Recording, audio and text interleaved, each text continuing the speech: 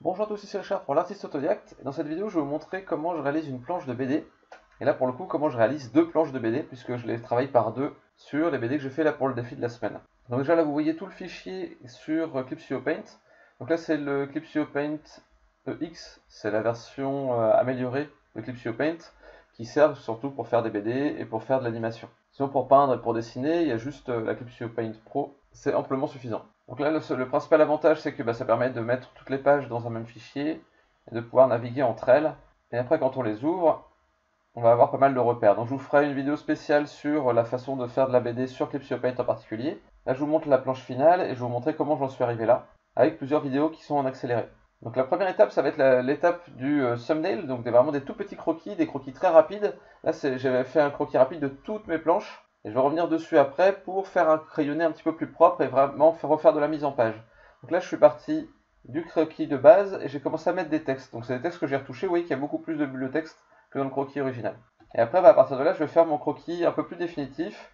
C'est un dessin un petit peu plus propre où je vais vraiment définir bien les formes, essayer de bien définir les plans, de voir les cases, où est-ce qu'elles vont, etc. Avec là, c'était un petit peu trop léger au début. Et puis là, je fais un petit peu de design sur la créature parce que ça va vraiment être au centre de toute une planche complète, quoi. Donc vu que c'est une plage pleine, il faut vraiment que je sois sûr de ce que je dessine dedans. Donc là je vais aussi, là c'est une créature qui est dans un frigo en plus, donc il faut que je design le frigo qui est autour, et c'est pas forcément une mince affaire. Là je vais utiliser après des outils de perspective, histoire de m'aider à faire une construction un peu plus propre. Et là pour l'instant déjà je pose des intentions. Voilà, je design la créature.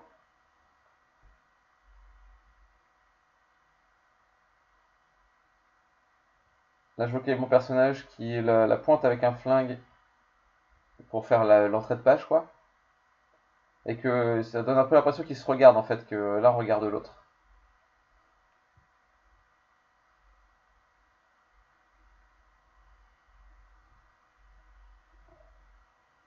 Voilà, j'essaie de bien construire tout le cadre. L'important d'une case de BD, c'est que ça soit ultra clair. C'est vraiment la première caractéristique d'une case de BD, ce qui compte avant tout, avant que ça soit beau ou avant que ça soit dynamique ou je sais pas quoi. Il faut que ça soit clair, il faut qu'on sache ce qui se passe. C'est vraiment le premier truc, parce que si on ne sait pas exactement ce qui se passe, si on a le moindre doute, ça nous arrête dans la lecture, et du coup ça rend l'avancée dans la BD beaucoup plus laborieuse. Là, je regardais un petit peu la page d'après, voir ce qui allait se passer, pour bien me rappeler, pour être sûr que je fasse un bon lien entre cette page-ci et la page suivante. Il faut toujours garder un petit peu en tête la page d'avant, la page d'après. Et là, vous voyez que je travaille les deux planches côte à côte, c'est super important aussi, puisque c'est comme ça que va être le livre à la fin. Et donc, il faut voir quelle case arrive, enfin, quelle page arrive avant quelle page. Là, vous voyez que sur la gauche, j'ai utilisé une pleine page avec la créature, et je voulais que ça soit sur une page de gauche, pour qu'on découvre la créature en tournant la page. Et pas qu'on l'ait directement sur la page de droite, et qu'on se spoil un petit peu involontairement en regardant la créature, en découvrant la créature sur la page de droite. Donc là, je teste plusieurs types de positions pour la créature. J'ai essayé de tourner un petit peu autour, de la montrer sous plusieurs angles. De là, je la montre de face volontairement pour qu'on comprenne bien comment elle est construite. C'est le moment aussi où je place les bulles. L'emplacement des bulles, c'est quand même assez important dans la BD. La plupart du temps, il faut essayer de les mettre, que ça coule un petit peu, en fait, qu'il y ait une sorte de fluidité. On regarde un petit peu là, et puis après, que ça entraîne vers la bulle d'après. Après, on a le visage, et après, on va aller tuc ici, tac tac, on a le visage qui nous emmène jusqu'à l'œil, etc., etc. Il faut essayer de comprendre un peu le lien entre les dessins et les textes, et faire en sorte que la lecture se fasse dans un même mouvement, qu'il n'y ait pas des trop grands bonds à faire pour aller d'un endroit à un autre sur la page. Donc à la fin de cette étape, je me retrouve avec ça. Et donc on a bien, en termes de lecture des pages, on va bien avoir donc le personnage ici, première chose qu'on lit, qui nous mène vers lui, hop hop hop, après on a la queue, là on voit un petit peu tout ça, je pense que c'est une case qui est faite pour qu'on reste un peu longtemps dessus, c'est aussi pour ça que c'est une page, une pleine page en fait. Quand on a une image, plus l'image est grande, plus on va rester longtemps dessus, a priori ça décrit un petit peu un écoulement du temps. Et après bah là on a le personnage, on a le texte, les bulles, tuc tuc tuc, les bulles qui nous emmènent vers la créature, après on vient là, le texte, hop, qui nous amène vers le visage, hop on descend ici, on a le lien entre le texte et ce personnage, on a l'autre texte ici, qui nous mène vers le perso, qui nous amène vers la créature ici. Hop, on a le texte en dessous, le visage qui est avec le regard qui nous amène vers la page d'après, la case d'après. Et ici, avec le personnage la créature qui ferme son œil. Donc ensuite on passe à la deuxième phase, la phase qui va être la plus longue pour le coup, ça va être l'ancrage. Donc là c'est beaucoup accéléré, c'est accéléré 20 fois je crois. Au final j'ai mis, pour faire les 2 pages, j'ai mis un peu moins d'une journée complète de boulot. Que ce soit depuis l'écriture, croquis, enfin crayonné, ancrage, etc., etc. Enfin voilà, les textes aussi. Enfin, voilà, tout ça, ça m'a pris genre une journée de boulot quoi. Genre peut-être 5-6 heures. Après là pour le coup l'ancrage, c'est quand même un ancrage relativement rapide. C'est pas le plus précis que je pourrais faire. Il y a certainement des erreurs de construction, des trucs comme ça. Mais le truc c'est que c'est des pages de BD que je devais faire dans un temps vraiment limité. Parce que bah, mes journées sont relativement limitées. Pour le coup d'ailleurs je vais même arrêter là avec la BD puisque je n'ai pas le temps en fait de faire tout ça. Et du coup en repriorisant un petit peu mes objectifs, enfin, la BD ça va vraiment passer en second plan, en tout cas cette BD là. Donc là l'ancrage, j'essaye d'aller quand même à l'essentiel. Je vais aussi passer pas mal de temps à mettre des ombres. Enfin, je vais pas passer du temps à mettre des ombres, justement, je vais gagner du temps en plaçant des grandes zones dans l'ombre aussi. Donc ça fait partie du style, et c'est des choses qui permettent voilà, de remplir des endroits relativement rapidement. Là, j'utilise une grille de perspective. Donc, si vous n'avez pas vu encore, j'ai 2 vidéos sur la chaîne YouTube là, avec des vidéos explicatives sur comment on utilise les grilles de perspective sur Clipsio Paint. C'est vraiment très pratique. Ça permet vraiment de gagner du temps, surtout quand on a des perspectives un petit peu complexes comme celle-là, là, où, enfin, elle n'est pas ultra complexe, mais il va y avoir beaucoup d'éléments dedans. Donc il faut s'assurer que ça soit relativement correct. Et en plus, je veux qu'on reste assez longtemps sur cette case, donc du coup, je veux que techniquement, elle soit quand même juste. C'est assez important pour des cases qui vont être vues pendant un certain moment. Donc là, je vais rajouter des détails, montrer que la créature, elle s'est un peu débattue là-dedans, qu'elle avait déjà commencé à manger des trucs. C'est important pour le côté narratif de l'histoire. Là, je vais passer beaucoup de temps sur cette page pour le coup, enfin, sur cette case. Et ce qu'il faut voir aussi, c'est que sur Clipsio Paint, les calques de traits, quand on est en planche de BD, au niveau automatique, elles se mettent directement en noir et blanc, vraiment en monochrome. Parce qu'en bande dessinée, après, c'est suivant les imprimeurs, c'est comme ça que ça va s'imprimer. On va imprimer vraiment toutes les couleurs d'abord, toutes les planches en couleur, puis après on va imprimer juste le noir. Et du coup, on vous demande la plupart du temps d'avoir des calques séparés pour le trait noir et les couleurs. Traditionnellement, en bande dessinée occidentale, c'est comme ça que ça se fait. Donc, à l'intérieur de la porte. Et donc là, c'est une BD que j'ai fait pour les défis de la semaine. Et donc dans les défis de la semaine, il y avait un thème. Il y a un thème chaque semaine, et d'ailleurs les défis sont encore en cours. Si vous voulez y participer, là on commence le 2e mois.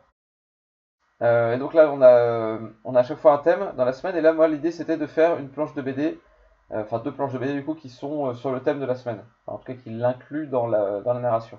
Et que tout ça, ça se suive petit à petit. Donc là, j'ai tout le synopsis, j'ai tous les croquis, mais j'aurai pas le temps de faire tous les ancrages parce que ça prend pas mal de temps. Donc voilà, j'aurai pas le temps de faire ça d'ici la fin du défi. Mais c'était un bon challenge. Je pense que le plus gros du challenge a été fait pour moi en fait. C'était surtout un challenge de narration et de narration BD.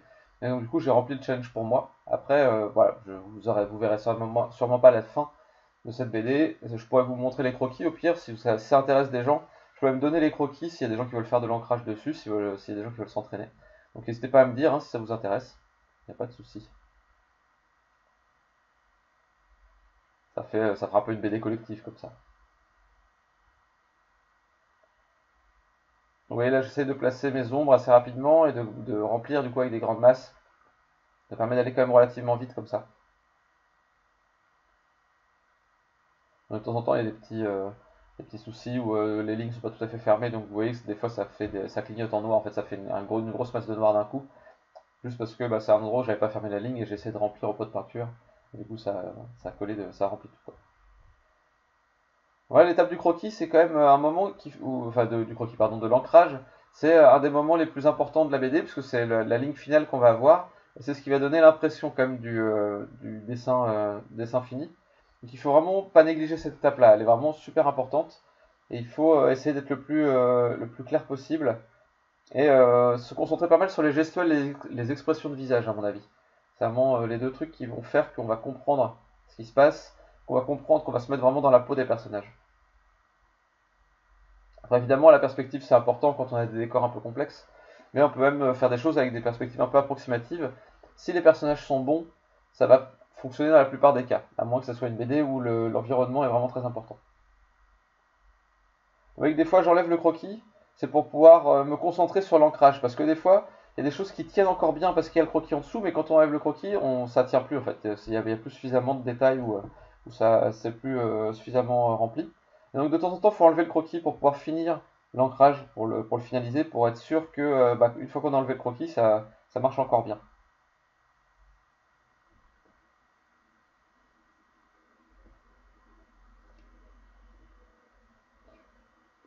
Donc là, on continue à remplir toutes les zones.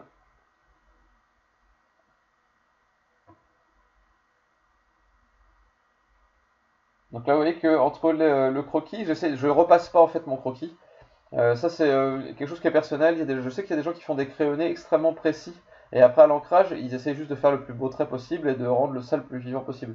Moi, j'aime bien avoir encore un petit peu de travail de design et de dynamisme à faire au niveau de l'ancrage. J'aime pas trop avoir juste à repasser pour l'ancrage parce que du coup, j'ai tendance après à passer en mode automatique, à plus trop réfléchir et du coup à faire un ancrage un peu stérile. Là, en gardant des choses à designer, enfin, je vais continuer à travailler un peu les expressions, je vais continuer à rester un peu dans la dynamique du dessin des personnages du coup au niveau de l'ancrage. Mais voilà, ça dépend vraiment des gens, donc c'est pas, je dis pas que la manière dont je procède c'est la meilleure, c'est vraiment une question de personnalité. Des gens qui préfèrent que le moment de l'ancrage ça soit juste une phase technique, et d'autres qui préfèrent continuer à designer tout du long. Moi j'aime bien continuer à avoir des surprises un petit peu dans mon dessin tout le long du processus, et je fais ça que ce soit en peinture ou en dessin. Alors du coup, quand je fais surtout ça quand c'est pour des projets perso. Parce qu'après, pour des projets pro, de temps en temps, il y a besoin de montrer vraiment ce que ça va être à la fin au client. Si je lui montre un croquis comme je les ai fait là, c'est pas sûr qu'il valide le truc, quoi. Parce que là, moi, j'ai un petit peu l'idée de ce que ça va pouvoir donner à la fin, mais c'est vrai que bah, c'est pas forcément explicatif pour quelqu'un d'autre que moi, en fait. Avec mon croquis de base qui était vraiment très très léger. La deuxième phase de croquis, elle commence à être un peu montrable. La toute première, je pense que c'est quand même assez difficile de montrer ça pour un storyboard à un éditeur, quoi.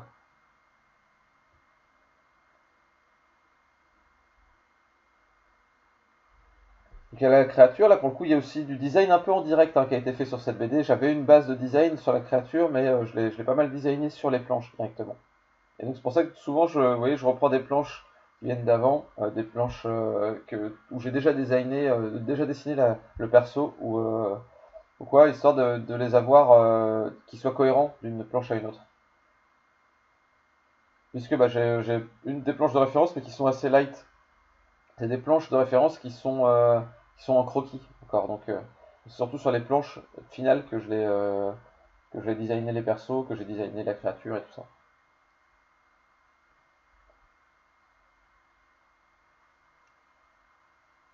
Donc là, je suis pas très content de ce dessin-là du perso principal.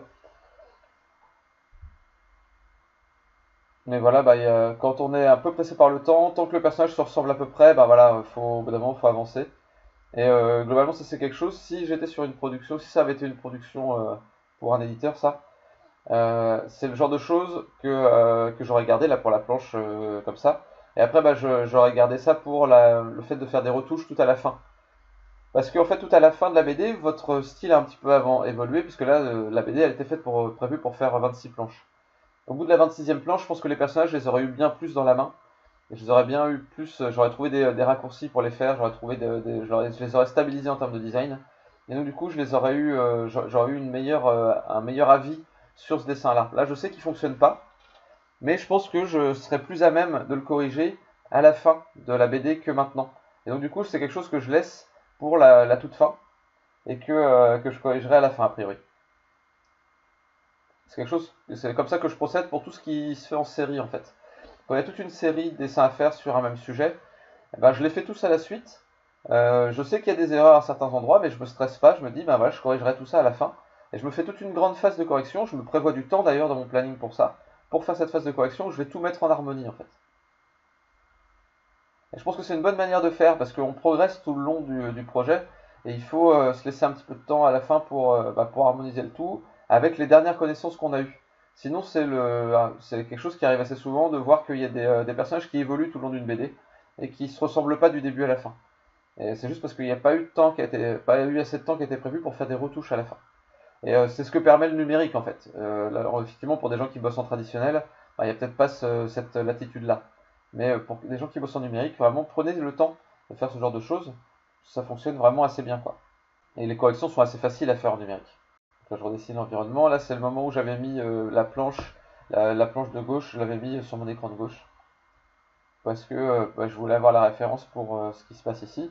Là, c'est pas exactement le même angle de vue, mais il faut qu'il y ait les mêmes détails, quoi, globalement.